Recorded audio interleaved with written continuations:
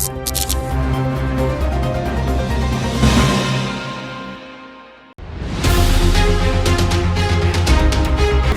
शिविर का आयोजन किया था। व्हाट्सएप पे तो इतने बड़े बड़े मैसेजेस घूमे या आपने रोकने की कोशिश? अगर सही जगह होती तो ड्राइव नहीं रुकता था, और ड्राइव लेने के लिए पत्र लगता है। मेरे घर में, मेरी बिल्डिंग में ड्राइव नहीं होता है अनलेस अनटिल ये पूरा ब्यौरा है और सेंट्रलाइज है, ये वैक्सीनेशन है। ये कोई खिलौना बांटना या दवाई बांटना या चॉकलेट बांटने का काम नहीं है। कि कहीं ना कहीं आपका कॉन्ट्रैक्ट में भी बहुत इंटरेस्ट रहा है। मेरा आज भी दावा है, आज भी अगर एक भी कॉन्ट्रैक्ट में राजू शिंदे इन्वॉल्व है, आरोग्य हो या कोई भी हो, तो आई विल क्विट। बीजेपी का तो काम यहाँ पे बोलता है ना आपके वार्ड में। कौन सा बीजेपी है यहाँ पर? यहाँ पे बीजेपी का क्या काम है मुझे बताओ, एक ठोक कार्यक्रम बताओ। कुछ भी काम नहीं हुआ। क्या बताओ मुझे? 4.5 साल में कोई काम नहीं हुआ, ना गार्डन के काम हुए, ना फुटपाथ के काम हुए, ना गटर के काम हुए, ना रोड के काम हुए। तो 4.5 तुम कम नहीं कर सकते तो रिजाइन करना चाहता। किसी को आज अन्न दान बांट रहे हो, उसके फोटो निकाल रहे हो। अरे दान करो, सबसे बड़ा पुण्य है। ये अंधेरे में ही है या ये दिन में ही है कि इनको लगता है रात नहीं होने वाली है, तो हर रात के बाद सुबह होने वाली है।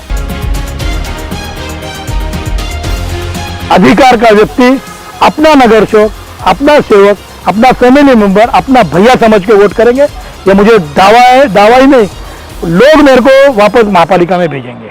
नमस्कार, ऑन द स्पॉट पे आपका हार्दिक स्वागत है। मैं हूं आशा त्रिपाठी।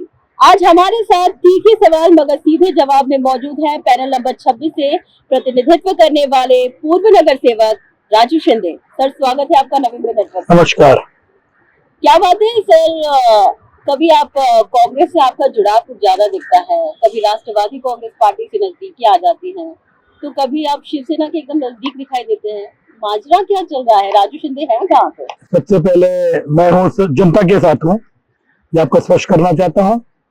और सबसे पहले मैं यहाँ पर कांग्रेस का, मेरी कॉलेज के लाइफ से लेकर मैंने सबसे पहले कांग्रेस पक्ष का ही काम किया था, और मैं फर्स्ट टाइम इलेक्टेड भी कांग्रेस से हुआ था 2000 में। उसके बाद में जो महिला विभाग हुआ था, तो मेरा सबसे पहले दावा था कि हमारे मैडम माधवी शिंदे मैडम के लिए हमने उस वक्त दरखास्त की थी, लेकिन उस वक्त कुछ कारणों से टिकट बाहर से आए हुए उम्मीदवार को देना पक्ष ने समझा। लेकिन मेरी लड़ाई थी, मेरी लड़ाई कोई पक्ष से नहीं थी, मेरी लड़ाई थी मेरे प्रिंसिपल्स से लड़ाई थी। तो हमने उस वक्त भी राष्ट्रवादी पक्ष ने हमें न्योता दिया था कि हमारे पक्ष से लड़िए, लेकिन मैंने मैडम को उस वक्त 2005 के इलेक्शन में वो निर्दलीय इलेक्शन लड़ा गया, और लोगों ने हमें जिस प्रकार से मुझे 2000 में साथ दी थी, उसी प्रकार का पूरी साथ और प्यार सभी लोगों ने, हमारे विभाग के लोगों ने मैडम को दिया। अपक्ष 9 मुंबई में एक रिकॉर्ड हुआ था उस वक्त, और लेकिन हमने पक्ष में कोई नहीं लड़ते हुए हमको जाना था लोगों के दरबार में, और जनता ने डिसाइड किया कि हमें हमारा प्रतिनिधि जो चाहिए वो निर्दलीय हो, कोई भी पार्टी का हो। उसी प्रकार से उन्होंने माधवी शिंदे मैडम को वापस महापालिका में भेजा, और अपक्ष होने के बाद में पूरे 5 साल उन्होंने पूरा दायित्व, उनका अपक्षगत नेता हो, महिला बाल कल्याण सभापति हो, और अनेक विषय के माध्यम से लोगों के लिए जन जागृति का कार्यक्रम, महासभा हो या महानगर पालिका के माध्यम से हो या कोई भी माध्यम से हो, लोगों के हित में काम करने का उन्होंने नियोजन किया।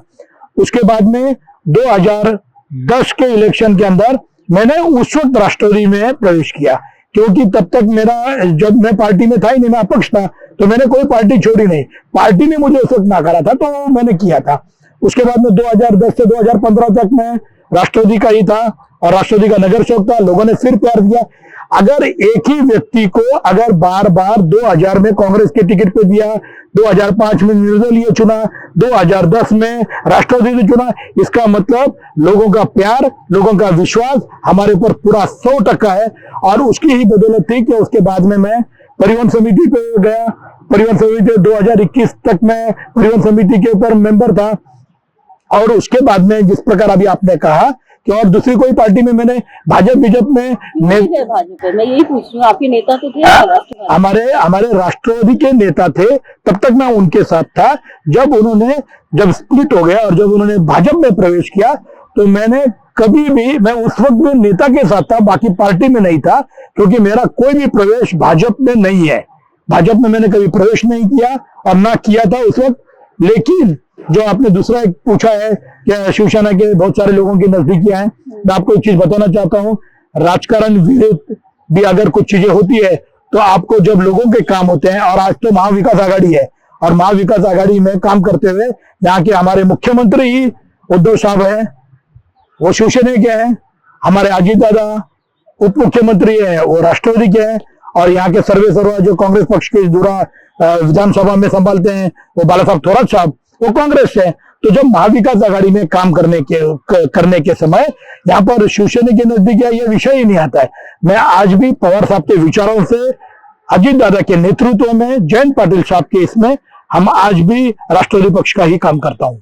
क्या कारण है सर, जब एनसीपी में आपके नेता थे, दिग्गज नेता थे, आप कट्टर माने जाते थे, हमने दशकों से आपको उनके साथ इर्द गिर्द देखा है, आपको कभी लगा नहीं कि आपको भी उनके साथ जाना चाहिए था, और क्यों ऐसे छोड़ दिया आपने? देखिए, डेमोक्रेसी में हमारे खुद के विचार हैं, और मैं विचारों के और प्रिंसिपल से चलने वाला व्यक्ति हूँ, क्योंकि मैं एक फौजी का लड़का हूँ। मेरे डैडी आर्मी मैन थे, और आर्मी में और उनके जो प्रिंसिपल्स थे कि हमें जो प्रिंसिपल हमें अच्छे लगते हैं, जो लोगों के हित में होंगे, उसके ऊपर ही चलना है। मैं किसके नजदीक था, किससे दूर ही था, मुझे नहीं लगता है कि नवी मुंबई ही नहीं, महाराष्ट्र के अनेक नेता हैं जिनके साथ मेरी नजदीकी आज भी है। मैं भाई जगताप जी के साथ में हमारे फैमिली रिलेशन है, आज वो मुंबई प्रदेश के अध्यक्ष है कांग्रेस पक्ष के, लेकिन हमने कभी पॉलिटिकल ये चीजों का उसमें नहीं किया गया है। हमारा उद्देश्य एक है कि मेरे नवी मुंबई के नागरिक जो इनकी बदौलत में महानगर पालिका में जाता हूं, उनको न्याय कौन सा पक्ष दे सकता है, और उनको न्याय देने की भूमिका कौन ले सकता है। मेरा उद्देश्य सबसे पहले वही है। मेरे लिए सबसे बड़े लोग मेरे मतदाता हैं, जिनकी बदौलत मैं हमेशा महापालिका में गया हूं। गए टेन्योर में ओबीसी वार्ड था, मैं ओबीसी में नहीं आता हूं, और मैंने कभी कोशिश भी नहीं की कि लोगों ने जाके गांव में जाके इधर उधर से लाकर ओबीसी सर्टिफिकेट लेके आए। उसके पहले तक उनके कभी भी उनकी किधर भी नोन नहीं है ओबीसी की, सिर्फ इलेक्शन के लिए आएंगे और तभी ओबीसी का सर्टिफिकेट लाके ओबीसी जनता के ऊपर अन्याय करने का काम भी इन लोगों ने किया है। क्योंकि मुझे लगता है कि बहुत सारे इनके ऊपर तो केस भी दर्ज हुई थी। बहुत सारे लोग हैं जो ओबीसी, जो भी उम्मीदवार थे, जो हमारे इधर के उम्मीदवार थे, जो ओबीसी के टिकट पे लड़े थे, मैं किसी का नाम क्यों लूं, क्योंकि उसके पहले का आप रिकॉर्ड देख सकते हो। फिलहाल उसी वक्त इनके पास रिकॉर्ड ओबीसी की लाने की जरूरत क्या पड़ी? हमने नहीं लाया, हमको जरूरत नहीं है। हम लोगों के सामने, हम जो कास्ट को बिलोंग करते हैं, हम उसमें ही जाएंगे और लोगों के भरोसे पे जाएंगे, ना कि हम किसी को, हमको पोपट पंछी नहीं करना है। हमको आके हम लोग क्या करने वो बताना नहीं है। हमने जो किया है उसकी बदौलत हम लोगों के सामने जाते हैं। आने वाला फ्यूचर तो बहुत बड़ा है। आपका भी कहना था कि आप कभी पॉलिटिक्स नहीं करते किसी भी चीज को लेकर, है ना? आरोग्य समिति के सभापति भी रहे, तो फिर ऐसा क्यों है कि आपने सामने वाले के जो आयोजन था आरोग्य से रिलेटेड एक शिविर का आयोजन किया था उन्होंने, उसमें आपने रोड़ा अटकाने की, आपको लगा नहीं कि ये गलत है? तो मैं आपको करेक्शन करना चाहता हूँ। आपका जो प्रश्न है वही गलत है। उनका कोई आयोजन नहीं था। आयोजन नवी मुंबई महानगर पालिका कर रही है। और आपको अगर नहीं मालूम होगा तो जब भी कोविड मार्च में स्टार्ट हुआ था, मैं ही एक व्यक्ति था जो कंटिन्यू, हम पहले दिन से यहाँ पर काम कर रहे थे। ये जो अभी खुद का दावा बताते हैं 6 महीने किधर थे? 6-8 महीने तो यहाँ पे लोग दिखे ही नहीं किसी की सेवा में। ये बाद में जब 6-8 महीने के बाद में लोगों के सामने आने लगे, और जो चीजें इनका है ही नहीं, मेरा दावा है, उन्होंने बताना चाहिए कि स्टार्टिंग में जब लोगों को जरूरत थी तभी ये कोई नहीं थे यहाँ पर, और मुझे तो मालूम ही नहीं। और अगर मैं रोक सकता हूं तो मैं, इसका मतलब बहुत बड़ा हो गया हूं। अगर एनएमसी का ड्राइव रुकता है तो या तो एनएमसी गलत कर रहे थे, या जो दावा कर रहा है वो गलत कर रहा था। फिर आपको उंगलियां क्यों उठ रही थी? पूछिए, उसको कोई दूसरा काम ही नहीं है।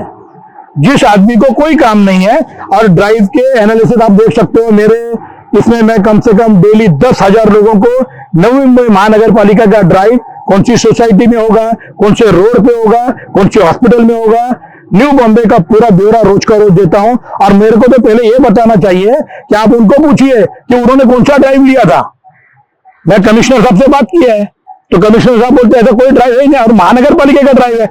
अगर जैसे मैं आपको बताना चाहता हूं कि अगर ये ऐसे जो अभी हम स्कूल में बैठे हैं मनीषा विद्यालय में, यहां पर अगर ड्राइव हो रहा है और अगर दूसरी सोसाइटी में जाके कोई बैठता है तो उसका ड्राइव करने का अधिकार एनएमसी का है, मेरा नहीं है। और मेरा कोई लेना देना नहीं है। पहली बात तो इन्होंने ड्राइव लिया, इसके पास लेटर है कि इनके पास इनका ड्राइव था। खोटी बातमी देना, और ये खोटा ही है। आज तक कोई चीज सत्य नहीं है। क्यों आप ऐसा बोल रहे हैं? ये जो चीज अभी आपने कि बताया, आपने जैसे व्हाट्सएप पे तो इतने बड़े बड़े मैसेजेस घूमे हैं कि आपने रोकने की कोशिश की, मैडम तो मेरा क्या मेरा इस कारण- हाँ मेरा यही तो कहना है कि आप लोगों ने पहले तो उनको जिसने बायो बनाया था उसने पूछना चाहिए था। अगर जैसे उसका दावा लिया था तो मेरे से पूछना था कि आपने क्यों रोका। तो आपने आके स्पष्ट- मुझे कोई जरूरत नहीं पड़ती है। जो चीज में तथ्य नहीं है और ऐसे कोई भी आके कुछ भी बोलेंगे तो उसमें मेरे को कोई इंटरेस्ट नहीं है, क्योंकि उनका काम वो करते रहे। हमारे उसको हमारी शुभेच्छा है ऐसा खोटा काम करे, क्योंकि यहाँ पर आज भी उनको ये ज्ञात नहीं है कि यहाँ की जो सम्मान्य नगर सेविका उनके आज भी को लगे रहते हैं। तो 2 साल हो गया, अपना टेन्योर खत्म हो गया, हम शपथ देते हैं और जब हम वहां पे सर्टिफिकेट लेते तो हमें कहा जाता है कि जब तक तुम्हारा टेन्योर है तब तक तुम हो। लेकिन इनको इतने नशा ये चीजों की दिमाग में भरी है सत्य की कि इनको यही याद नहीं कि आप अभी माजी हैं। और पहली बात तो मेरा आपसे भी दावा है कि आप उनसे इंक्वायरी कीजिए कि उनका कौन सा ड्राइव लिया था, कौन सी महापालिका में से लिया था, कौन सा लेटर था।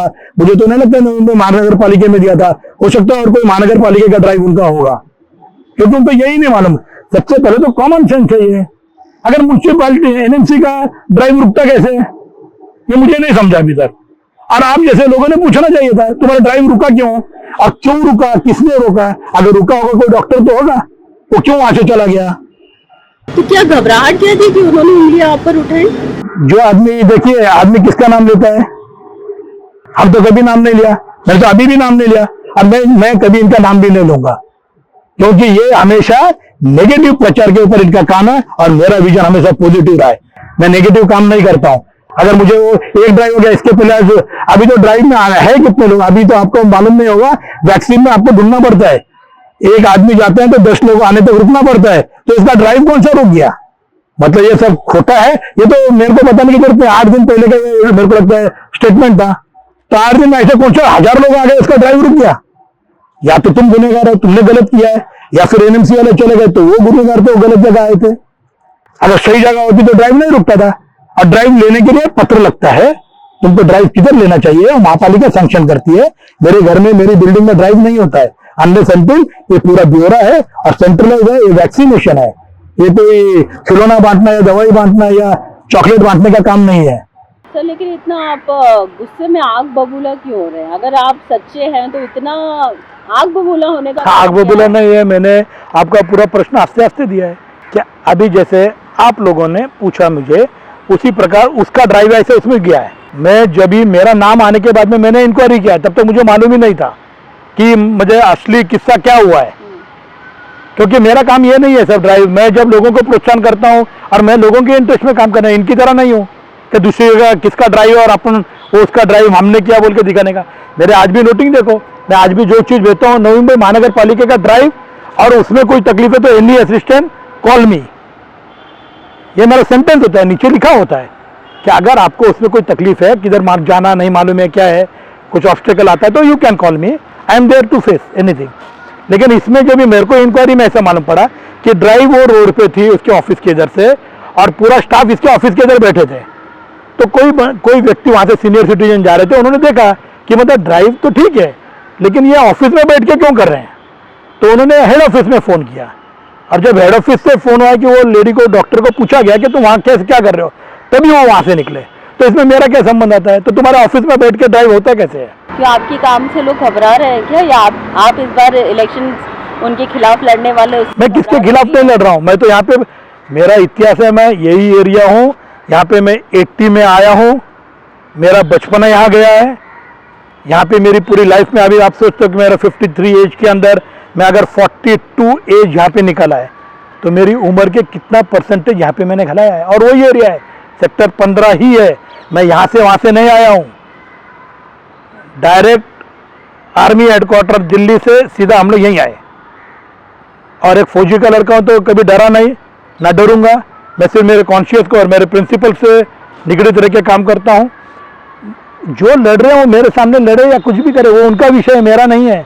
मैं किसके सामने नहीं लड़ रहा हूँ, वो मेरे सामने लड़ रहे हैं, ऐसा मुझे लगता है। आप फौजी के बेटे हैं कहते हैं, आप एक इमेज आपने अपनी खुद की एक बना रखी है, लेकिन आरोप ये भी लगते हैं कि कहीं ना कहीं आपका कॉन्ट्रैक्ट में भी बहुत इंटरेस्ट रहा है। जब मेरा आज भी दावा है, आज भी अगर एक भी कॉन्ट्रैक्ट में राजू शिंदे इन्वॉल्व है आरोग्य हो या कोई भी हो, तो आई क्विट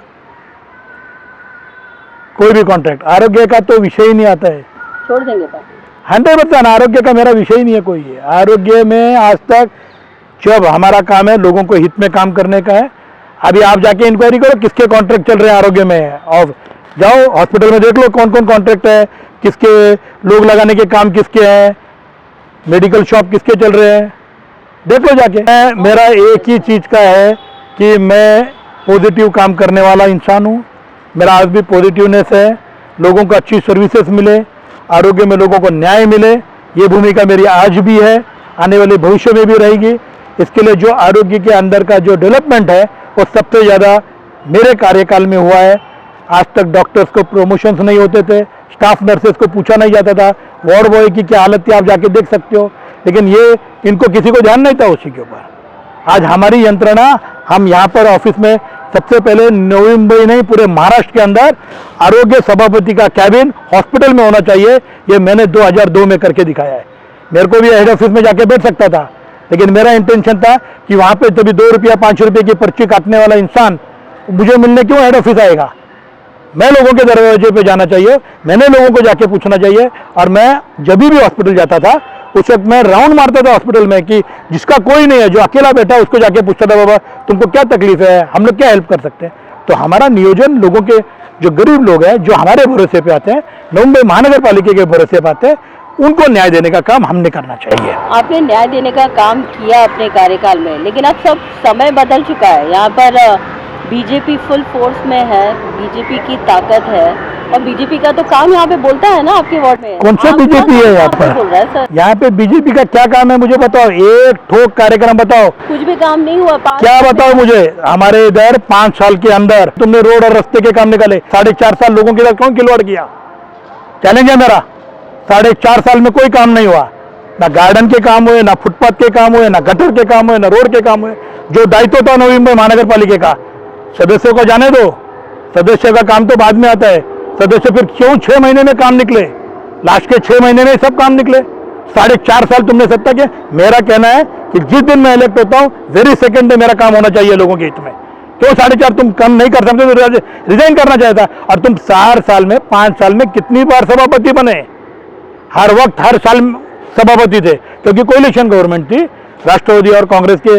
उस वक्त राष्ट्रवादी और कांग्रेस के मिलके सभापति नियुक्त किए जाते थे। तो क्यों नहीं मेरे में ओपन चैलेंज है, पहले 4 साल के पहले एक भी काम क्यों नहीं हुआ? तो लेकिन अंदर तो हुए है ना, रोड के एक भी काम नहीं हुआ। लास्ट के साल में क्यों काम हुआ? मतलब अगर मैं एक वोटर हूं और अगर मेरा प्रतिनिधि है तो मैं 4 साल तक उसका इंतजार करूं, तुम इलेक्शन आगे आने वाला तो काम करोगे। तो आपका क्या मानना है, इलेक्शन को ध्यान में लेके काम? 100% उसके। देखिए मैं आज इलेक्ट होके आता हूं तो मेरा काम वेरी सेकंड है, मैंने काम लोगों के जो पेंडिंग काम के वो होने चाहिए। आपने क्या काम किया, आप इतने दावे कर रहे हैं? मेरे काम एक काम सबसे बड़ा तो नाला देख लीजिए जाके, छत्रपति शिवाजी महाराज के अगल बगल का जो नाला है नवी मुंबई में नियर अबाउट 70 रनिंग किलोमीटर नाला है, 70 किलोमीटर रनिंग किलोमीटर। सबसे पहला नाला नवी मुंबई में बंद करने का काम किया होगा तो राजू शिंदे और माधवी शिंदे के माध्यम से हुआ था उस वक्त। और नाला अभी भी है ना, वो तो मैंने तो नहीं बताया, वो तो हुआ है ना काम। मैं आने के बाद क्या करने वाला, मेरा वही तो मैं आपको बताना चाहता हूँ। देखिए नगर सेवक का काम अपने शहर में अपने विभाग में कंक्रीट काम क्या होना चाहिए। कंक्रीट इन द सेंस ये रास्ते का कंक्रीटीकरण नहीं बोल रहा हूँ मैं। कंक्रीट मतलब अपने परिसर के लोगों के लिए कोई बहुउद्देशीय इमारत हो, कोई अच्छा विरुंगा केंद्र हो, कोई कम्युनिटी सेंटर हो, अच्छे स्टेज हो, अच्छे गार्डन हो, अच्छे मैदान हो। जिस प्रकार से हमारे को नाला है, नाला इंक्लोजर हो। सबसे बड़ा तो नाले का विषय है। छत्रपति शिवाजी महाराज का आपको नहीं मालूम होगा तो बता देना चाहता हूँ कि पहले उनका स्टैचू नाले के ऊपर आता था, नाले के ऊपर नहीं आना चाहिए, इसके लिए उसको पीछे लिया गया और नाला पूरा बंदिश करने का काम जब मैंने किया उसके बाद में आगे का विभाग का काम चालू हुआ, क्योंकि फिर वो बताया गया कि यहाँ पे कर रहे तो पैरेलल दोनों साइड होना चाहिए। तो ये मेरा कॉन्क्रीट काम है। दूसरा बताता हूँ, इतने सालों से फायर ब्रिगेड के लोगों की परिस्थिति बहुत गंभीर थी, लोगों के स्लैब गिर रहे थे और नवी मुंबई का सबसे बड़ा फायर ब्रिगेड था उस वक्त। ये 2 बिल्डिंग थी, एक बिल्डिंग में पुलिस के लोग रहते थे और एक बिल्डिंग में फायर ब्रिगेड के लोग रहते थे, लेकिन पुलिस का उस वक्त सिडको के साथ एग्रीमेंट था तो जाते नहीं थे। तो सिडको के के माध्यम से वो नहीं जा रहे थे, तो मैं खुद तभी सीपी साहब थे HQ हेडक्वार्टर में, जो DCP साहब हैं, उनसे जाके उनसे पाठपुरावा किया कि ये महानगर पालिका की वास्तु है, आपके लोग यहाँ पर सिरकों के माध्यम से रहते थे, तो आप अपने लोगों का बंदोबस्त कीजिए, क्योंकि हमें ये बिल्डिंग बनानी है। उसका भी पाठपुरावा पूरा मैंने किया। 6 साल में मेरा उद्देश्य एक ही था कि फायर ब्रिगेड नवी मुंबई को साजिशी होनी चाहिए, यहाँ पे मल्टी स्टोरेज बिल्डिंग होनी चाहिए, क्योंकि कल भविष्य में हमारे पास कोई भी जगह नहीं रहने वाली है, क्योंकि लैंड नवी मुंबई महानगर पालिका कॉम्पैक्ट हो चुकी है। हमको बढ़ने का कोई आजू बाजू में कोई जगह नहीं है, रिक्लेमेशन नहीं कर सकते हम, क्या खाड़ी में नहीं जा सकते। तो हमारा जो सबसे बड़ा था कि हमारे पास जो वास्तु है उसको ही हम कैसे अपग्रेड कर सकते हैं। तो वहाँ पर कम से कम 200 से 250 पार्किंग की जगह है। वो भविष्य में हमारे समझो आजू बाजू की एरिया के लोगों को अगर कल भविष्य में पार्किंग नहीं मिलता है तो they can have monthly pass, yearly pass, जिससे महानगर पालिका को भी एक रेवेन्यू मिलेगा, लोगों की सुविधा होगी। क्योंकि आने वाले भविष्य में जितनी भी मेट्रो सिटीज़ है उनका सबसे बड़ा मेजर प्रॉब्लम होगा ड्रिंकिंग वाटर और पार्किंग, ये 2 ही चीज़ें हैं। और वो दोनों चीज़ें मद्देनजर रखते हुए हमने सबसे पहले तो वो भी किया। उसके बाद में आज 32 फ्लैट है अंदर फायरमैन के लिए रहने के लिए, 8 फ्लैट है ऑफिसर्स के लिए रहने के लिए। ये सब चीज़ उस वक्त की थी और काम आने के, देखिए काम चालू हो गया, प्लिंथ हो गया, ऊपर काम हो गया, तो क्या एक दिन में बटन दबा के बिल्डिंग नहीं खड़ी होती है, उसको टाइम लगता है। तो कल आने वाले का योगदान क्या है उसको तो मालूम भी नहीं था, फायर ब्रिगेड क्या है, जिसको यही नहीं मालूम, अभी बिल्डिंग बनने का तो मालूम पड़ता ना, ये कमरा इधर ये बैठेगा, इधर फायर ऑफिसर बैठेगा, इधर फायरमैन रहेगा, इधर कॉल उठाने वाला बैठेगा, तो वो काम ये लोग कर सकते हैं अच्छी तरह। लेकिन आज भी काम पेंडिंग है और वो काम का दर्जा आप जाके देखिए। हमने जिस वक्त जो कॉन्ट्रैक्टर को काम दिया, अगर इसके अंदर मलाई खाते तो आज देखिए काम की हालत, आज काम में फिनिशिंग है। मेरा एक ही दावा है, कॉन्ट्रैक्टर को अच्छा काम करना ही चाहिए, क्योंकि ये लोगों का पैसा है और लोगों का पैसा अच्छी जगह और सही उसका उपयोग होना चाहिए।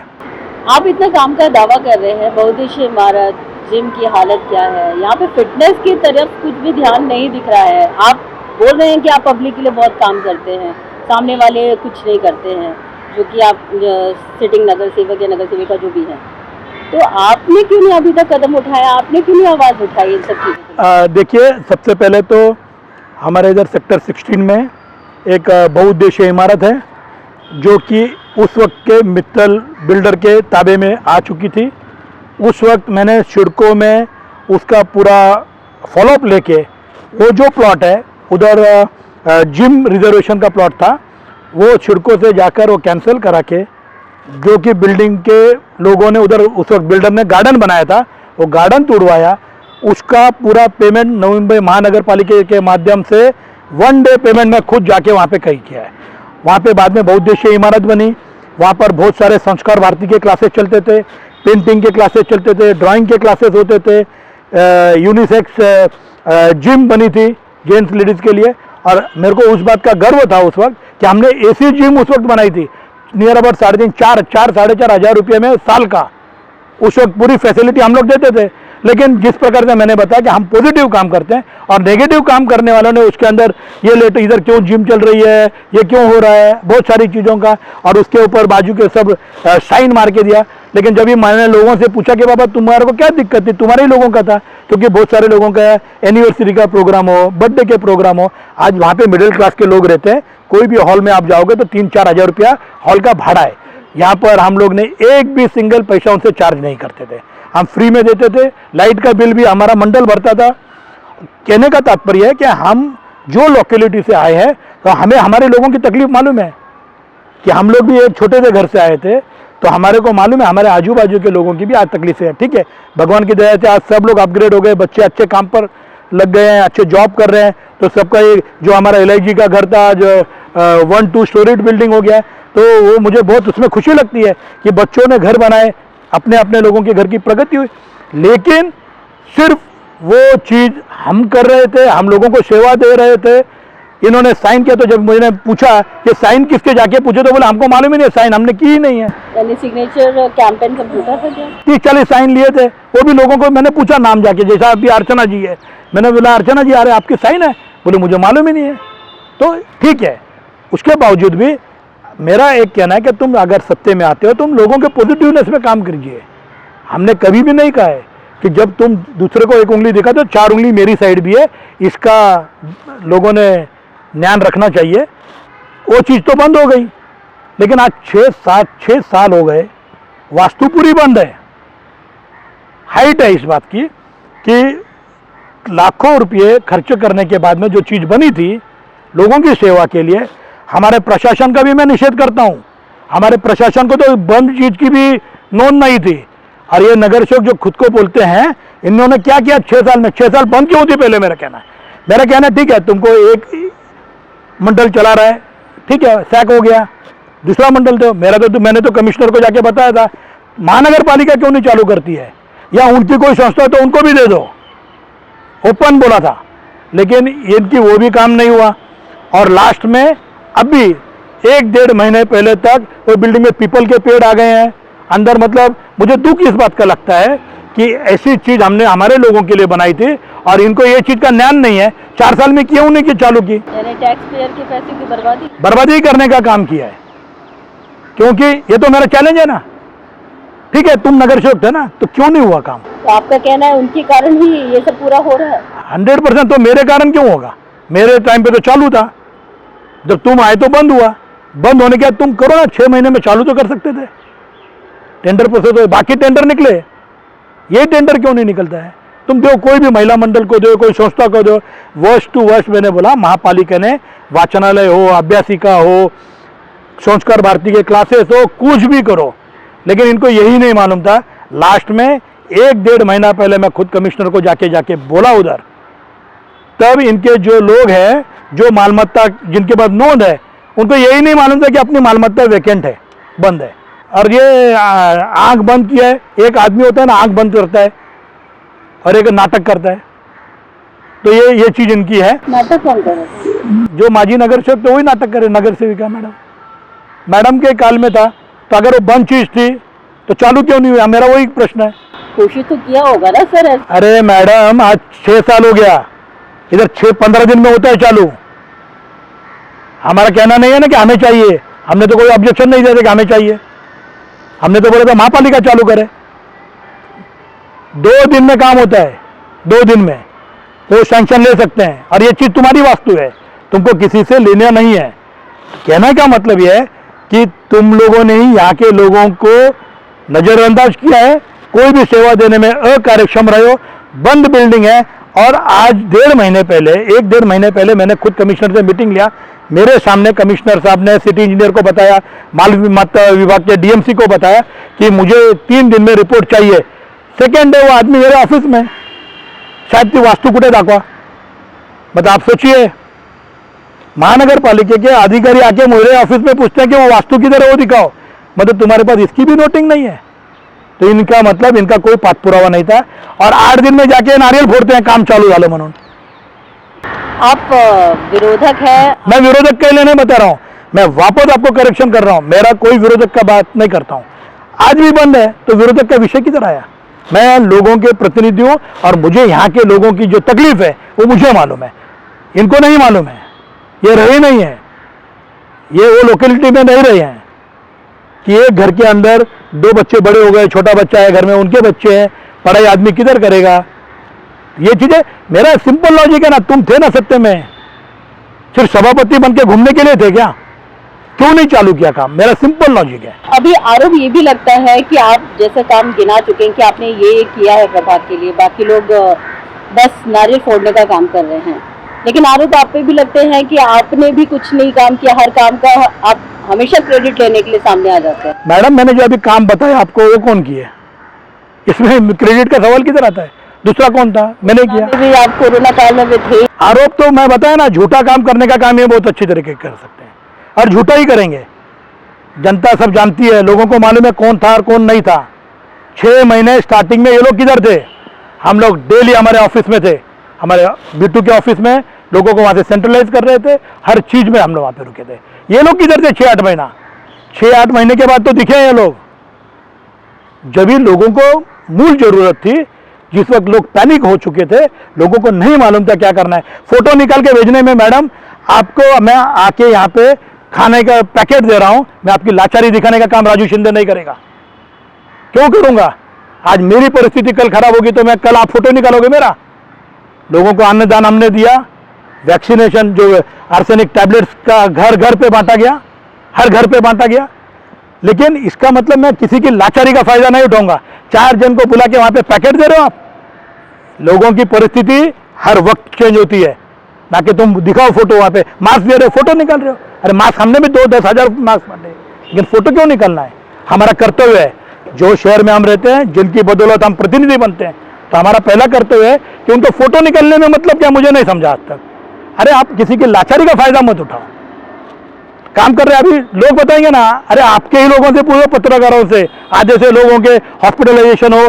मैंने आधे लोगों से बात किया है और किया है। कोई हर ऑल्टरनेट आदमी से पूछिए ना। अगर मैंने नहीं किया तो मेरे कैसे बोलोगे आप? हॉस्पिटलाइजेशन है, ट्रांसफर्स है, आपको याद नहीं है, मुझे नहीं मालूम है। जब ये माइग्रेंट वर्कर का था सबसे बड़ा ड्राइव सिडको एग्जीबिशन में, कोविड तो बाद में चालू हुआ, उसके पहले जो माइग्रेंट वर्कर वहां पे रुके थे, तभी हम लोग, हमारा एसएसवी केबल के माध्यम से हमारे मित्र गुड्डू भाई जो आज नहीं रहे, उनके साथ में पूरा दिन, सुबह का नाश्ता, दोपहर का खाना, शाम को लोगों में रह के हमने हमारी जान की परवाह नहीं की, हमने हमारी फैमिली की परवाह नहीं की। और माइग्रेंट वर्कर कौन किधर के थे? पूरे देश से आए हुए लोग थे, पैनिक लोग थे, उनकी सेवा करने का काम किया। ये तो मैंने बता रहा ना, फोटोज है तुम्हारे पास, तुम्हारे मीडिया के पास है, हम क्यों बताएंगे? तब ये लोग किधर थे? लोग सोए थे घर पे, गाँव गए थे, घर के बाहर नहीं निकल रहे थे। अरे हमारी भी फैमिली है, लेकिन हमारा पहला दायित्व है कि मेरे साथ में जो लोग जुड़े हैं, जिनकी बदौलत मैं आज बैठा हूं, आज मैं यहाँ पे क्यों आया? क्योंकि वो लोगों की बदौलत मैं आया हूं, ना कि मैं फोटो निकाल के किसी को। आज अन्न दान बांट रहे हो, उसके फोटो निकाल रहे हो। अरे दान करो, सबसे बड़ा पुण्य है। फोटो के लिए दान अगर करते हो तो मैं व्यक्तिशः मानता हूं कि तुम वो बेचारे, देखिए आज उसका वक्त है, कल उसका टाइम खराब नहीं था, ये परिस्थिति ने उसको खराब किया था, और कल फिर अच्छा टाइम आएगा। क्योंकि अंधेरे के बाद सुबह होती है, इनको लगता है सुबह होगी ही नहीं, और ये अंधेरे में ही है, ये दिन में ही है कि इनको लगता है रात नहीं होने वाली है। तो हर रात के बाद सुबह होने वाली है, और लोगों के साथ में जिसने खिलवाड़ करके सिर्फ व्हाट्सएप पे डालने का काम किया हुआ है। वैक्सीनेशन में हमने जितना वैक्सीनेशन किया है, आप लोगों से पूछ सकते हो, मैंने फोटो निकाल के नहीं भेजे, क्योंकि मेरे कॉन्शियस को वो चीज़ नहीं पड़ता है। आज वैक्सीनेशन के लिए आदमी अपने प्राइवेट चालू थे, 780 रुपया था, लोग जिस नहीं भर सकते थे, तो अच्छे लोगों की भी उस वक्त परिस्थिति नहीं थी। अगर वो आता है, हमने उसको यूटिलाइज किया, एनएमसी के हॉस्पिटल में किया, जिधर हमारा काम क्या है कि कौन से सेंटर पे रश नहीं है, किधर जाओगे तुमको जल्दी मिलेगा, आधा घंटा किधर लग रहा है, 2 घंटा किधर लग रहा है, 10 मिनट किधर लग रहा है, ये सेंट्रलाइज चीज करने का काम हमने किया और लोगों को सब जगह पहुंचाया हमने। ना कि हमने जाके 4 लोगों को गया, उधर फोटो निकाला और व्हाट्सएप पे डाल दिया। मतलब क्या है, मुझे नहीं समझा आज तक। लोगों की मजबूरी का फायदा तुम उठाते हो, और 4 लोगों को भी मालूम है, मतलब तुमको पॉलिटिक्स तुम कर रहे हो उधर। हमारे इधर भी हमने सबको किया, जो कुछ करना है सब चीज किया, आर्थिक से लेकर जितनी मेरी कैपेसिटी है उतना काम हमने हर दर्जे के लोगों को किया। फिर हमारे विभाग के ही नहीं, हमारे पास जो भी आया, लोग तो तभी बोलते थे अरे कौन से सेक्टर में रहता है, पूछते थे, अरे 16 में नहीं, अपना 16A में नहीं रहता है, 16 में नहीं रहता है, तो इसको मत करो। आप, मेरा दावा है कि जो भी लोग, नेरुल हो, आयरोली हो, वाशी का 28 सेक्टर हो, 17 सेक्टर हो, सेक्टर 1 हो, 2 हो, जो लोग अपने पास आए, सबको मदद करने का काम। क्योंकि हमको अगर जो ताकत है सामान्य लोगों के लिए होनी चाहिए, ना कि वार्ड। आज आप बोलते हो बहुत बड़ी बात करते हैं, ये लोग नगर सेवक थे, रास्ता क्रॉस करके नहीं आए, 16 के लोग हैं, काम नहीं करेंगे, 15 के लोग हैं, 14 के लोग हैं, हम लोग 15 का 16 का काम नहीं करेंगे। क्यों? तुम्हारी लड़ाई इलेक्शन के उस 8 दिन तक है, उसके बाद में तुम सब लोगों के प्रतिनिधि हो, और हर इंसान का काम करने का दायित्व तुम्हारा है। वो सेक्टर कौन सा भी होने दो, तो भगवान देखता है, और लोग डिसाइड करेंगे। काम किया ही नहीं तो काम क्या बोलेगा इनका? ये काम किया, वो काम बोलेगा। मेरा तो बोला ना मैंने आपको, आप तो बहुत पुराने जुड़े हुए शहर से, आप खुद तो हर, मेरे को लगता है चैनल से चैनल में आके आप बहुत सारी प्रगति खुद के इसमें आए। लेकिन आप बताओ ना मुझे, क्या एक काम इनका कॉन्क्रीट कौन सा हुआ है? गटर के काम जाके देखिए, मैंने 2-3 पत्र दिए, और हमने हमारे एरिया में जो भी काम होता, तभी मेरे पास सेक्टर 15 नहीं था, सेक्टर 16A में जो काम किया था, इतना हेवी रेन, बाढ़ जैसी परिस्थिति होने के बाद में 16A में 10 मिनट के ऊपर पानी नहीं रुका, वो हमारे काम का काम है। नाले का काम हुआ, नाले का पूरा नवी मुंबई का, वाशी में किधर भी फ्लडिंग नहीं हुआ। इसका दायित्व काम को जाता है, और हम काम नहीं, हमने जो किया उसके ऊपर बोलेंगे। काम बोलने के लिए काम करोगे तो बोलेगा ना काम। मैंने अभी भी कमिश्नर को पत्र दिया कि जो काम हुए अभी MTNL के पीछे की जो सोसाइटी है उधर का मैंने बोला है, तुमने फुटपाथ के पूरे काम कर दिए, करोड़ों रुपए के काम निकाले, सब जगह पे लॉकिंग है, सब जगह लॉकिंग है। क्यों? आड़े गए हुए पाइप है, केबल्स है। तुम नया काम करते हो तो तुम्हारा काम नहीं है क्या? मतलब इनको यही नहीं मालूम है, इनका दर्जा ही नहीं है कि इनको यही नहीं मालूम है काम क्या करना है। सिर्फ कॉन्ट्रैक्ट निकला, गटर बनाओ, तोड़ो और बनाओ। काम होना चाहिए लेकिन तुम उसके अंदर दुरुस्ती करो। अंदर के पाइपलाइन गया है, आड़ी पाइप गया है, बड़े बड़े केबल गए है, तो उसका नियोजन करो ना।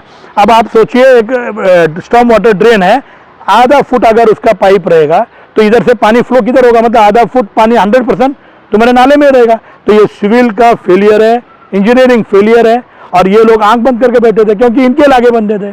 सर, आपसे जानना चाहेंगे, सेक्टर 15 का एक मंदिर का इशू था जो आपके कार्यकाल के दौरान बहुत चर्चाओं का विषय बना रहा। आज क्या है? कभी आपने उस पर ध्यान नहीं दिया, कभी उस पर बोला नहीं, कभी उस पर कदम नहीं उठाया, क्या भूल चुके हैं? देखिए, मैं मेरी लाइफ में कभी कुछ भूलता नहीं हूँ, या याददाश्त मेरी बहुत अच्छी है।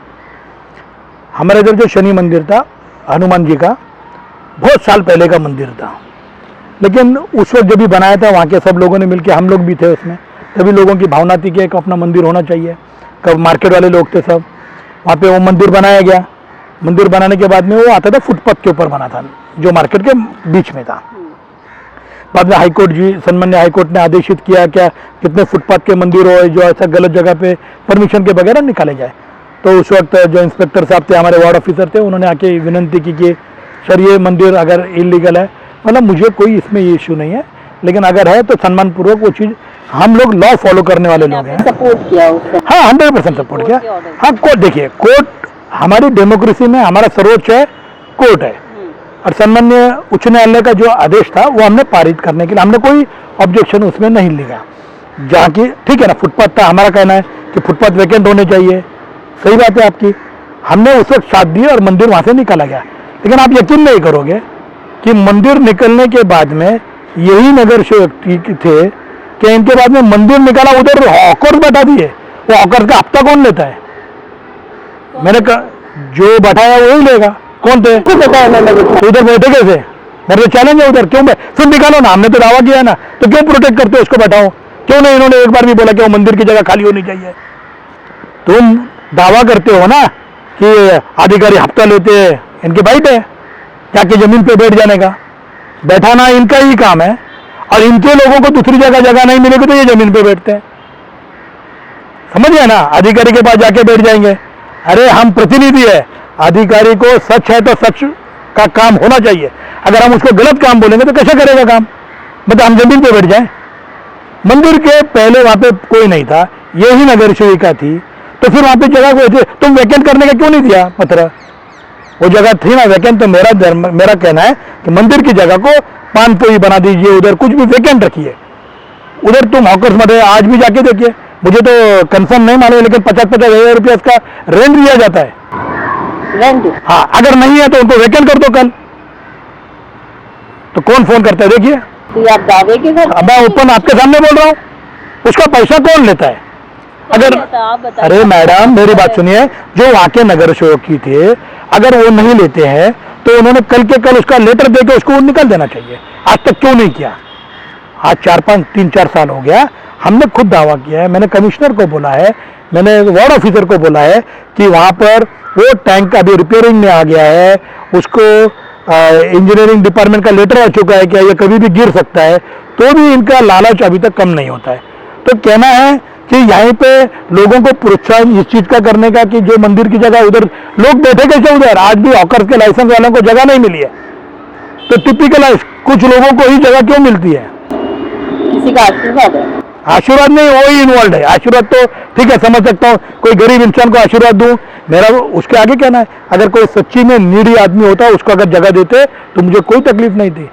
जो लोग वहां पे ऑलरेडी 2-3 जगह पे हैं, उन लोगों को अगर तुम हाथ में पकड़ के कर, मेरे तुम थे ना वहां पे, तो मंदिर की जगह भरी कैसा? मतलब तुम उसमें इन्वॉल्व है, कोई ना कोई तो इन्वॉल्व है।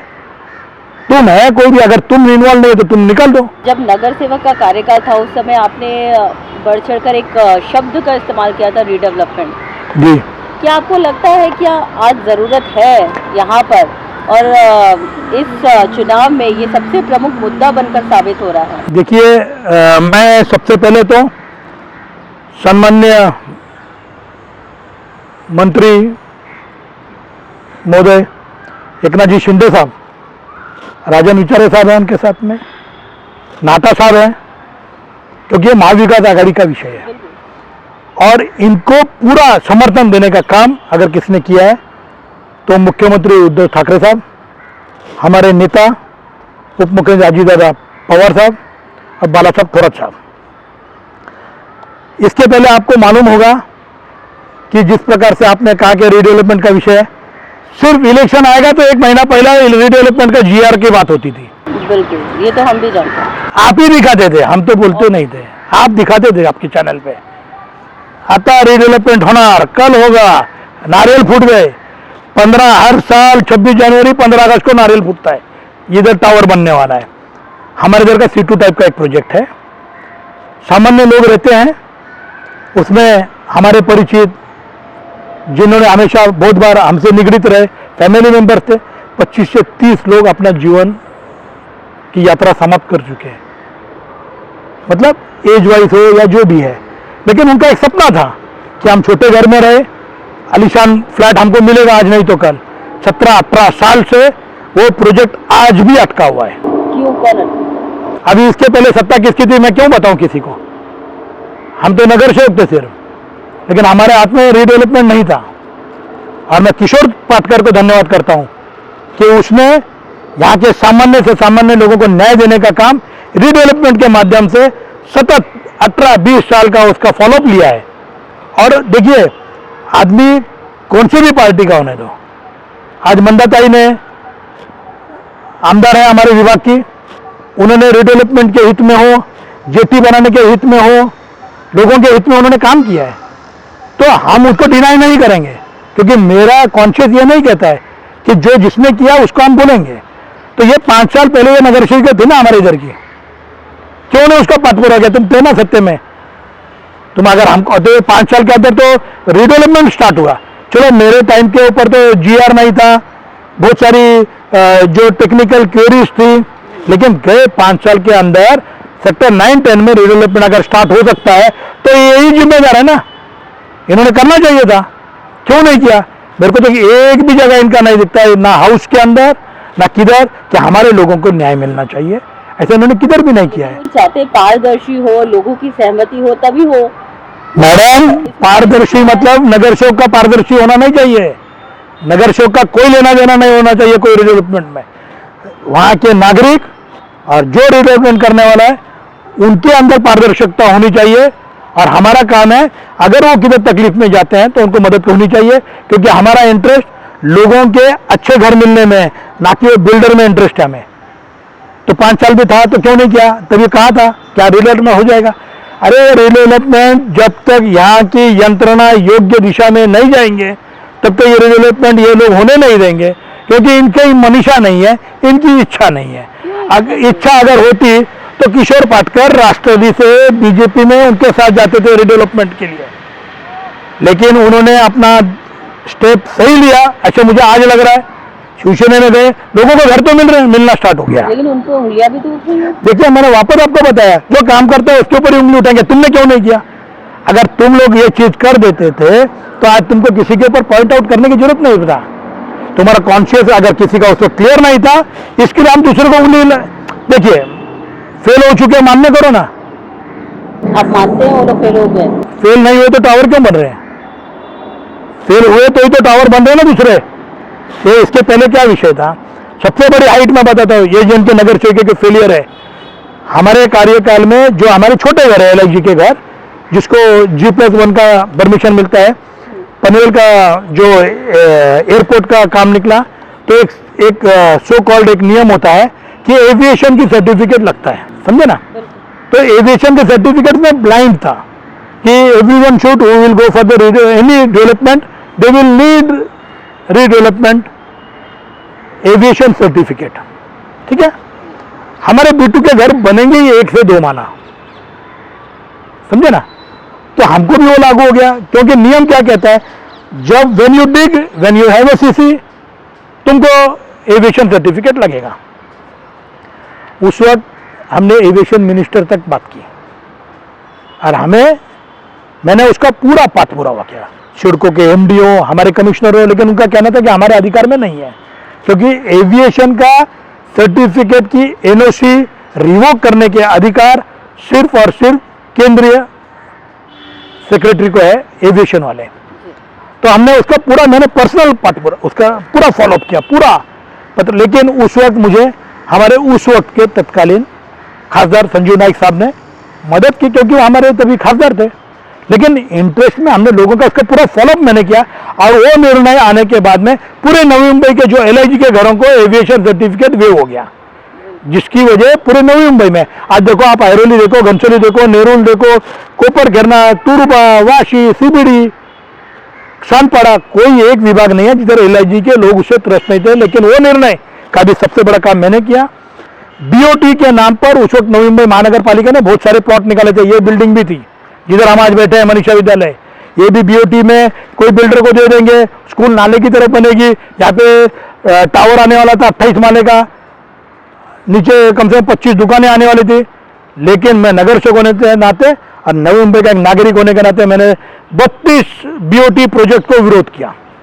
बीओटी प्रोजेक्ट को विरोध करने का कारण था, महानगर पालिका सक्षम है, हम हमारी जगह खुद बनाएं, क्यों हमको कोई डेवलपर और कोई फाइनेंशियर की जरूरत है? फाइनेंशियर किसको लगता है? जिसकी कैपेसिटी नहीं रहती है, जिसकी औकात नहीं होती है, उसके लिए लगता है। हमारी महापालिका सक्षम है, हमारे पे कोई भी बोझा लोन नहीं था। 32 के 32 प्लॉट उस वक्त मैंने कैंसिल किए और उस वक्त भी इनके प्लॉट सब 32 के 32 टेंडर हो चुके थे। आपको मालूम होगा, महासभा में आने वाला विषय था, लेकिन पवार साहब ने उस वक्त मुझे मदद की थी और पवार साहब ने कोकाटे साहब को बोलकर वो प्रस्ताव लोगों के हित में होना चाहिए और उसका ही पर्याय है, उसकी ही परिणति है कि आज जो फायर ब्रिगेड की जगह बनी है वो महानगर पालिका के पैसे से बनी। नवी मुंबई महानगर पालिका का जो अभी बस डेपो है सेक्टर 9A का, मैं परिवहन पे उस वक्त कमेटी में था, वो भी महानगर पालिका का बन रहा है। तो मतलब मुझे बहुत अच्छा लगता है कि हमने जो चीज को विरोध किया था, तभी मैं सत्य में था, मैंने विरोध किया, क्योंकि मेरा इंटरेस्ट लोगों में था। यहाँ के लोगों को ये जमीन बेच देते थे, कल तुमको जमीन कौन सी मिलेगी महानगर पालिका की? हमारा इंटरेस्ट, जो स्वायत्त संस्था कारपोरेशन के लिए मैं काम करता हूँ, मैं उसके इंटरेस्ट में काम करूँ, ना कि मेरे इंटरेस्ट में काम करूँ। आज फायर ब्रिगेड बन गया, बस डेपो बन रहा है, महापालिका बना रही है, अनेक जगह पे अच्छे अच्छे स्कूल बने, महानगर पालिका ने खुद के पैसे से बनाए। अपने सामने की जो देख सकते हो वार्ड ऑफिस की बिल्डिंग है, उसके सामने बहुउद्देश्य अभी जो मल्टी स्टोरीड बिल्डिंग बनी है जिसमें हॉल है, वो भी बीओटी के प्रोजेक्ट में था। मतलब तुम कोई बिल्डर को पकड़ के काम करने का काम लोगों के अनफेयर हो रहा था। आज वो बिल्डिंग बनाई महानगर पालिका ने, 2 बिल्डिंग बनी आगे पीछे। तो आज अनेक 50 से ज्यादा जगह महापालिका ने बनाई। तो मुझे बहुत अच्छा लगता है कि मैं कुछ तो कुछ, मेरा 1% क्यों ना लोगों के इंटरेस्ट में काम किया। तीसरी बात, अभी हमारे B2 के घरों के लिए सीसी नहीं मिलता है आज की तारीख में। क्यों 5 साल में लोगों ने प्रयत्न नहीं किया? कोर्ट का ऑर्डर बताते हैं कि सम्मान्य कोर्ट ने बताया है कि जिधर कार पार्किंग नहीं है एरिया छोड़ना है, लेकिन एलआईजी का घर तुम्हारा काम था प्रतिनिधि बोल के। एविएशन का जब भी एनओसी के टाइम पे भी कहा गया था कि सेंट्रल से कौन पर, सेंट्रल ने आज तक कभी भी एनओसी वेट नहीं ये छोड़ी नहीं है, वो नहीं मिल सकता है। लेकिन हमने कोशिश की और लाके दिखाया। 5 साल में हमारे इधर के जो आज घर अनधिकृत बन रहे हैं, हमारे ही नहीं, जितने नवी मुंबई के अंदर एलआईजी के लोग घर बना रहे हैं, वो आज सीसी के बगैर घर बन रहे हैं, क्योंकि सीसी दे नहीं सकते हो। तो क्यों नहीं इन्होंने एक बार भी महासभा में प्रस्ताव लिया? तुम प्रस्ताव लो। हमारे न्याय विभाग देखने वाले अधिकारी ने हमारा से सम्मान्य कोर्ट के सामने रखना चाहिए था कि जो तुम लोग को जो पार्किंग स्लॉट है, ये सब चीजें हैं जो लोगों की बिल्डिंग बनने वाली है उनके लिए ठीक है। जो घर हमारे B2 टाइप के घर है, SS1 है, SS3 है, जो एलआईजी के घर है, कोपर घेरना में, नेहरू आयरोली सब जगह पे है, वहां पर साइकिल नहीं जा सकती अंदर, और तुम वहां पे बोलते हो कार पार्किंग की जगह रखो। तो इसके ऊपर कभी नहीं किया। मतलब इनको कोई प्रकार का नॉलेज सामान्य लोगों के हित में नहीं है। तो ये चीज मैं तो नहीं बता रहा हूँ, 5 साल में इन्होंने क्या किया बताइए। फिर मेरा इंटरेस्ट है कि जो लोगों के इंटरेस्ट में काम है उसमें काम करना चाहिए। रोड फुटपाथ तो तुम नहीं भी बोलोगे तो, रास्ता दिखोगे तो अर्चना जी रास्ते से जा रही है तो वो भी ट्वीट कर देगी, pothole is there on road, what commissioner is doing. Very second movement में तुम्हारा आदमी आ जाएगा इंजीनियर, वो नहीं पूछेगा कि नगर सेवक ने बोला है, आमदार ने बोला, नहीं बोलेगा। तो जो चीजें लोगों के हित में लॉन्ग लाइफ गिनी होनी चाहिए वो काम हमारा प्रतिनिधि होने के नाते होना चाहिए।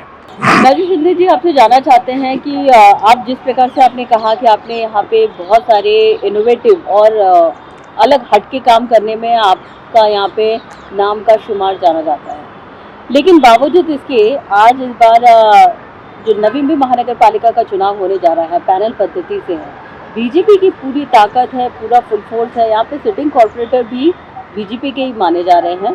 तो आपको नहीं लगता है कि महाविकास आघाड़ी के लिए अलग अलग चुनाव चिन्ह से लड़ना इट्स वेरी डिफिकल्ट टास्क? देखिए, ये सुनियोजित शहर है, यहाँ पे पढ़े लिखे लोग हैं।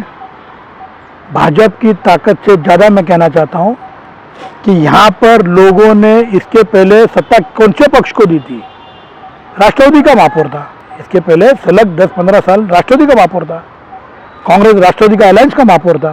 नेतृत्व कोई और था? देखिए, नेतृत्व फिर पवार साहब का था। नेता विजन, आज समझो जैसे उदाहरण मैंने आपको बताया, ममता भाई काम कर रही है, उसने अपने हिसाब से पार्टी कौन सी है आज महाविकास आघाड़ी है, लेकिन लोगों के प्रश्न लेके जाते हैं तो मुख्यमंत्री साहब अजीत दादा, देखिए मैं उनको आभार मानता हूं कि उन्होंने बोला नहीं कि तू भाजपा के आमदारों में काम नहीं करूंगा। वो लोगों के हित में जो जो काम होंगे और जो उनको लगता होगा कि लोगों को न्याय देने का काम होना चाहिए वो करना चाहिए। तो उसी प्रकार से, और जो महानगर पालिका की जो इलेक्शन होती है उसके अंदर लोगों को अप्रोचेबल आदमी होना चाहिए। एटीट्यूड देखिए काम नहीं आता है। तुम लोगों में हो, सत्ते का नशा नहीं होना चाहिए, क्योंकि अच्छे अच्छे लोग भोग चुके हैं और आज लोगों को हर वक्त हर चीज की मांग क्यों करनी पड़ती है? अगर जैसे मैंने आपको एक चीजें गिनाई, ये तो मैं कंक्रीट काम की बता रहा हूँ, मैंने बिना कंक्रीट काम नहीं, गटर बिटर तो मैंने जो किया होता है वो आज भी जाके देख लो, 16 में देख लो, 16A में देख लो, 15 मेरे पास था ही नहीं पहले भी, इस बार 17 आएगा और लोगों को मालूम पड़ेगा। तुम यहाँ पे बोलते हो 15, 20 साल, फिर तुमको वही काम क्यों किया? दूसरा काम बताओ। सत्ता तुम्हारी थी, जो बोलते हैं समझो, तो आज तुमको अनेक प्रश्न प्रलंबित क्यों है? मतलब you have failed somewhere else, तुम्हारा फेलियर है। अगर मैंने जैसे बताया ना कि मैं आने वाले कुछ अच्छे व्यू लेके आऊंगा, कुछ अच्छे विजन लेके आऊंगा। जैसे मैंने 25 साल पहले का सोचा कि यहाँ पे पार्किंग का स्लॉट अंदर होना चाहिए, लोगों को आज हाइजीनिक दृष्टिकोण से नाला बंद होने के बाद वहाँ पे वॉकिंग जॉगिंग लोग घूम रहे हैं मस्त। आज रेट बढ़ गए घरों के, दुर्गंध निकल गई, कचरा निकल गया। तो ये विजन होना चाहिए हमारा। और इनको आने के बाद में ये मॉडर्न कॉलेज के पीछे का नाला, ये तो मैं 15-20 साल से तो तुम सुन रहे हो, हर साल प्रोजेक्ट बनता है, उधर रोड होना, रास्ता होना, गटर बंद होना, हमने कर दिया और आने वाले भविष्य में और कुछ अच्छा करिश्मा करके दिखाएंगे, क्योंकि हम आने के बाद क्या किया वो बाद में बताएंगे। लोगों ने काम देखो उसके ऊपर बोलेंगे, काम किया ही नहीं तो काम बोलेगा किधर? काम तो मुक्का है, बात नहीं कर सकता है। तो जो काम लोगों के इंटरेस्ट में वो बोलेगा। लोगों को तुम्हारा गटर रोड तो मैंने बता दिया ना आपको इसके पहले भी। आदमी को क्या होना चाहिए, यहाँ पे तुम हाईटेक कुछ सोचो, क्योंकि आज ग्लोबलाइज शहर है और जैसे कि चिन्ह लोगों को मालूम है कौन सा व्यक्ति लोगों में से है, कौन सा। जैसे मैंने आज बताया, मेरे को कोई फिक्र नहीं पड़ी, लोग गए, लोगों ने बोला ये एरिया हमारा, इसमें डिमार्केशन में से काट दो, वो एरिया काट दो, इधर भाजपा का था। मेरे तो तीनों लाइन से भाजपा के नगर चौक थे, हमने नहीं, मेरा एक भी ऑब्जेक्शन नहीं लिया। I will go in front of public, लोग डिसाइड करेंगे। और लोगों को मालूम है भूल थाप ब्लफ ये क्षणिक होता है। जब तुम लोगों के सामने जाते हो, 5 साल पहले जो तुमने लोगों को बोला था, लोगों के सामने जाके क्या बताओगे? क्या किया, क्या बताओगे? रोड बनाया, लोगों की किट बांटा, उसका फोटो निकाल के भेजा। अरे मैंने जिसको दिया उसको मालूम है ना मैंने दिया है। ये पब्लिसिटी नहीं होनी चाहिए। ठीक है, इसके लिए मैं पवार साहब को मानता हूँ, क्योंकि पवार साहब ने कोविड में जो काम किया, राजेश टोपे साहब ने काम किया, ये फोटो के लिए काम नहीं किया। उन्होंने कितना काम किया आप अंदाजा नहीं लगा सकते हो। तो यानी कि इस बार बोलबाला होगा, बोलबाला तो 200 टका होगा। फिर ये खोटे आरोप करने की जरूरत क्या है साहब? ये जब आदमी फ्रस्ट्रेशन में खोटा बोलता है, और ये कैंप लगा हुआ, अरे लोगों को सब मिल रहा है। आज ये देखिए हमारा दायित्व ये सब चीज़ों का किधर होता है, जो स्लम एरिया के लोग हैं उनको करना चाहिए। अभी मैं यहाँ पे रोज किसका सीनियर सिटीजन कार्ड है ये सब करते हैं, हमारा काम है। जिसको नहीं मालूम है उसको सेवा देने का काम वो तुम्हारा कर्तव्य है। तुम मेहरबानी नहीं कर रहे लोगों के ऊपर ये कर कर, तुमको लोगों ने इसके लिए बैठाया है, ना कि तुमको अच्छा वो चीज़ का तुमको अगर हवा भर जाती है तो हवा में तो बलून उड़ जाता है। सिटिंग कॉर्पोरेटर नहीं है तो आपको नहीं लगता है कि मैं आपको रिपीट करना चाहता हूँ, मैं कारपोरेटर था, हूँ, रहूँगा। मैं लोगों में हूँ, मैं घर पे नहीं बैठा। दूसरे लोग जो दूसरे भी बहुत है, ये लोग किधर थे, ये गायब हो गए थे, नगर चौक नहीं थे। हम रोज ऑफिस में थे, लोगों में थे। मैं ओवर कॉन्फिडेंस में कभी बात नहीं करता हूँ। मैंने जो चीज़ें आपको गिनाई है, जो चीज़ें बताई है, वो मैंने की हुई चीज़ें बताई है। ओवर कॉन्फिडेंस में क्या होता था, मैं अगर आपको कल बताता नहीं यहाँ से पूरा नाला बंद कर दूंगा, सेक्टर 17 का नाला है वो मैं बंद करके उधर मॉल बना दूंगा, ये ओवर कॉन्फिडेंस है। मैंने ये नहीं कहा। जो दायरे में होगा, जो चीज़ मैंने यहाँ कर सकता हूँ तो आने वाले भविष्य में भी यहाँ पर भी करने का प्रयत्न अवश्य करूँगा। यहाँ के लोगों को सबसे ज़्यादा तो है जो एजुकेशन वाइज तुम और क्या चीज़ अपग्रेड कर सकते हो। यहाँ पे रीडेवलपमेंट का जो प्रश्न अटका वो भी हल कर देंगे 100%। मैं तो आज भी बोल रहा हूँ क्या वहाँ के लोगों ने योग्य दिशा में जाएं, आपको ज़्यादा टाइम भी नहीं लगेगा। इलेक्शन के पहले उनका काम हो सकता है, लेकिन ये काम किसका है, बाकी कमेटी मेंबर्स का है। हमारा देखिए हमको खुशी है कि हमारे लोगों को अच्छा घर मिले। अगर वैसा होता, मैं 15 साल था ना, हमने किसके एग्रीमेंट साइन नहीं किए। हमने कोई बिल्डर को, कोई भी नेता दावा कर ले कि कोई भी नेता के पास मैं कोई बिल्डर को लेके गया और बोले ये प्रोजेक्ट मेरे को दो, इसको कराओ, ओपन है मेरा, इसके लिए मुझे चलते पीछे मुड़ने की जरूरत नहीं पड़ती है।